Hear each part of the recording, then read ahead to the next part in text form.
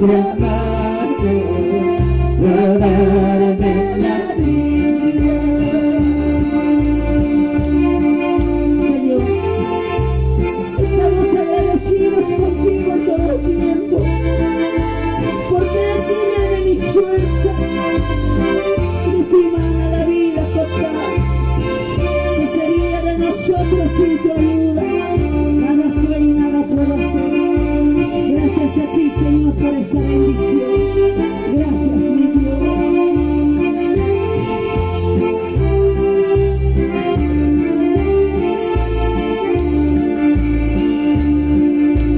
Gracias, Padre. Gracias, Hijo. Gracias, Espíritu Santo, por darme la vida. Decimos en la historia. Gracias, Padre. Gracias, Hijo. Gracias, Espíritu Santo, por darme la vida.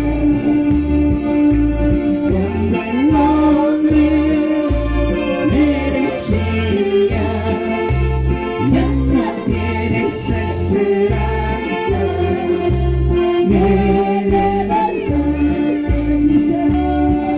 Cuando el hombre me decía, ya no tienes esperanza, me levantaste. Dígale, yo vivo agradecido, yo vivo agradecido. Gracias, Padre amado, por darme la vida. Yo vivo agradecido. Gracias, Padre amado, por darme la vida. Por darme la vida. Por darme la vida. Gracias, mi Dios, por todo lo que nos da y todo lo que lo debemos al Señor. A su nombre, a su nombre, y a su bendito nombre. Esas palmas al Rey de Reyes. Gloria al Señor. Dice, estamos agradecidos con el Señor en todo tiempo. ¿Eh? Gloria a Dios. Vamos a pasar también a alabar al Señor en esta tarde. Lo vamos a hacer con esa libertad, con ese gozo, viendo la bendición de Dios que está delante de ustedes, hermano Alicia, hermano Custodio. ¿Eh? Gloria a Dios.